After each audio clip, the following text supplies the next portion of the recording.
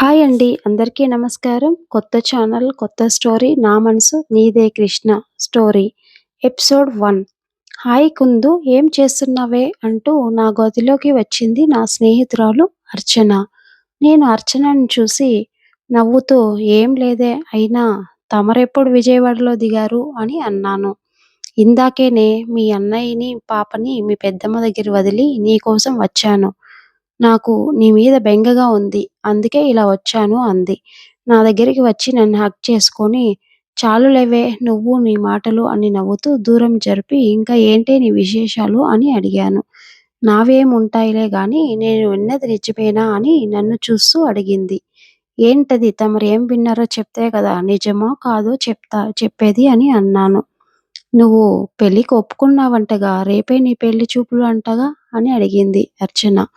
నేను దిగులుగా ఫేస్ పెట్టి, అవునే! అమ్మ గోల రోజురోజుకి ఎక్కువవుతోంది. అందుకే తప్పక ఒప్పుకున్నాను అని అన్నాను. అదేంటి తప్పక ఒప్పుకున్నాను అని అంటున్నావు? నీకిష్టం లేదా? అని అడిగింది నన్ను. నేను నీకు తెలియదా అని అన్నాను కోపంగా. అంటే నువ్వింకా అతన్ని మర్చిపోలేదా? అతని గురించి ఆలోచిస్తున్నావా? అని అడిగింది. నా ప్రాణం ఉన్నంత వరకు నా మనసులో అతని మీద ప్రేమ పోదు అని బాధగా అన్నాను. అలాంటప్పుడు నువ్వు ఈ పెళ్ళికి ఎలా ఒప్పుకున్నావు? ఒకవేళ వాళ్ళకు నువ్వు నచ్చి నీతో పెళ్ళికి ఒప్పుకుంటే పరిస్థితి ఏంటి? అని అయోమయంగా అడిగింది. ఏమో నేనెటూ తేల్చుకోలేకున్నాను. మనసులో ఒకరిని ఆరాధిస్తూ ఇంకొకరిని పెళ్లి చేసుకోవడం అంటే చావడం తేలిక తెలుసా? అయినా నా ప్రేమ నాకు దక్కదు అని తెలిసినా నా ఆలోచన, నా మనసు ఆయన వైపే వెళ్తున్నాయి అని అన్నాను. సర్లే ఎక్కువ ఆలోచించకు. రేపు పెళ్లి చూపులు జరగాలి. వాళ్ళకు నువ్వు నచ్చాలి. పెళ్లి కుదరాలి. ఇంకా చాలా టైం ఉంది. అప్పుడు ఆలోచిద్దాంలే అని అంది. నేనైనా నువ్వు రేపు నాతోనే ఉంటావుగా? నాకు ధైర్యంగా ఉంటుంది. నువ్వుంటే ఇద్దరం కలిసి దాన్ని ఎలాగోలా చెడగొడదాంలే అని నవ్వుతూ అన్నాను.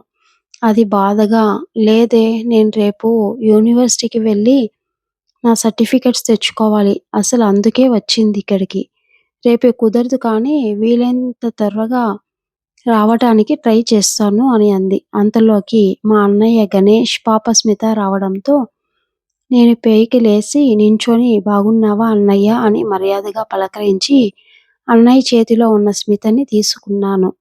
బాగున్నానురా! నువ్వెలా ఉన్నావు? నీ జాబ్ ఎలా ఉంది? అని అన్నాడు. నా తల మీద చెయ్యి వేసి నిమురుతూ. బాగుందన్నయ్య. నేను బాగానే ఉన్నాను అనే స్మితతో హాయ్ స్మిత అని ఊరేలాగా ఉన్నదాని బుగ్గ మీద ముద్దు పెట్టుకున్నాను. అది నేను ముద్దు పెట్టిన చోట దాన్ని చిట్టి చేతితో తుడుచుకొని వచ్చి రాని మాటలతో హాయ్ అత్త అని నన్ను పిలిచి నాకు ముద్దు పెట్టింది. నేను అది ముద్దు పెట్టిన చోట తుడుచుకుంటే అది నవ్వుతూ మళ్ళీ పెట్టింది. నేను మళ్ళీ తుడుచుకుంటూ అది కోపంగా మళ్ళీ మళ్ళీ ముద్దు పెట్టి దాని చిన్న చేతిని నా బుగ్గకి అడ్డుగా చేయి పెట్టి నవ్వుతోంది. నేను నవ్వుతుంటే మమ్మల్ని చూసి మా అర్చన వదిన దానికి అచ్చం నీలాగే ఎవరైనా బుగ్గ మీద ముద్దు పెడితే తుడుచుకుంటుంది. అన్నీ దానికి అత్త బుద్ధిలే వచ్చాయి అని నన్ను చూసి నవ్వుతోంది. అర్చన నా బెస్ట్ ఫ్రెండ్. మా అన్నయ్య భార్య వాళ్ళ లవ్ స్టోరీ తర్వాత చెప్తాను. మా అమ్మ అనసూయ వచ్చి మాట్లాడింది.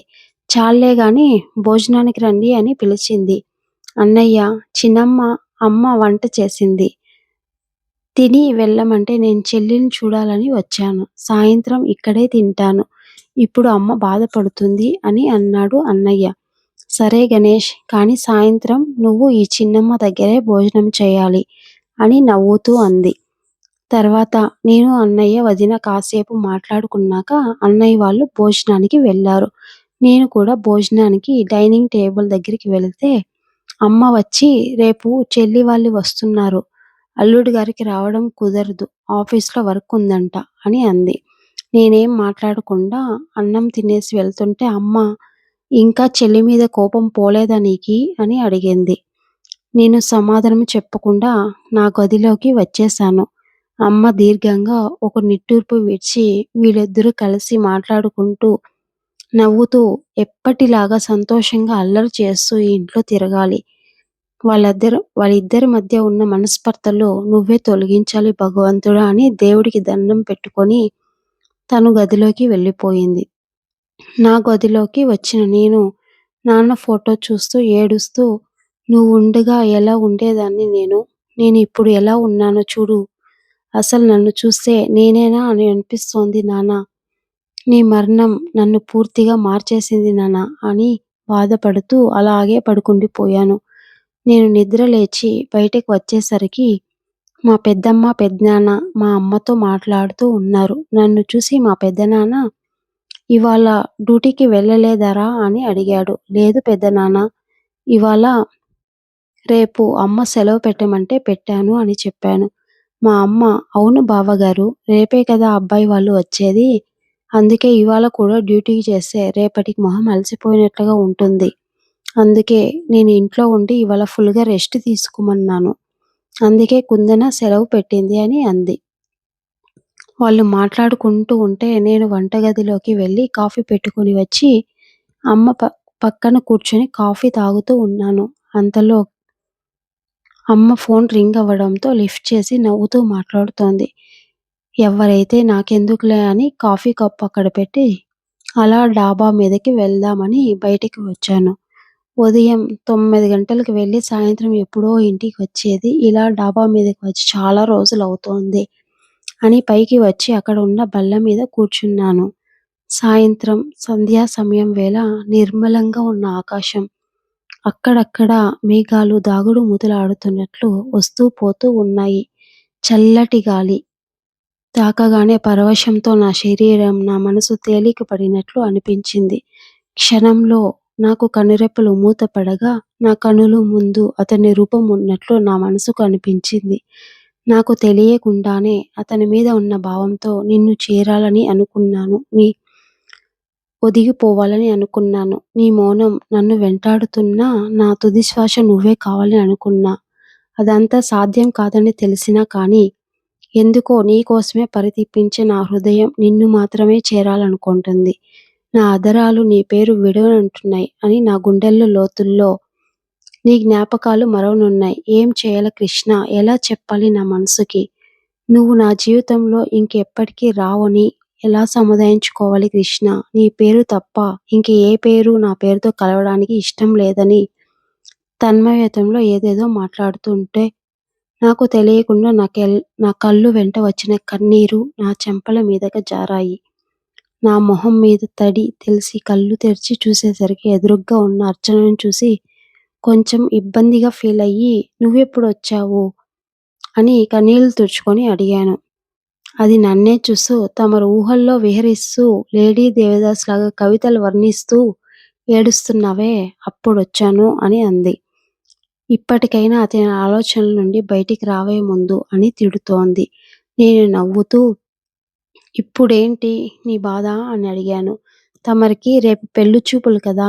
అత్తమ్మ చీర సెలెక్ట్ చేయమంటే నిన్ను పిలవడానికొచ్చాను. తమరున్న పరిస్థితిలో పిలవలేక ఆగిపోయాను. పద కిందికి వెళ్దామని నన్ను తనతో పాటు కిందికి తీసుకెళ్ళింది. అమ్మ, పెద్దమ్మ వాళ్ళతో అన్నయ్య కూడా అక్కడే ఉండటంతో నేను డైరెక్ట్‌గా నా గదిలోకి వెళ్ళాను. అది చూసి స్మితను తీసుకొని నా గదిలోకి వచ్చింది. మా బీరువా తీసి దానిలోని కొన్ని చీరలు చూపించింది. నేను చూడకుండానే బాగున్నాయి అని అంటుంటే అది నా వైపు చూసి, "నీకిది నచ్చిందా?" అని ఒక చీర తీసి చూపించి అడిగింది. "ఆ! బాగుందే" అన్నాను స్మితతో ఆడుకుంటూ. "ఏది ఒకసారి తల పైకెత్తి చూసి చెప్పు" అని అంది.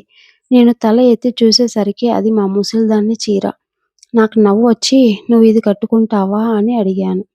నా మొహం మీద చీర విసిరేసి, "ఈ చీరలు చూసేది నా కోసం కాదే, నీకోసం. పెళ్లి చూపులు నాకు కాదు, నీకు" అంది కోపంగా.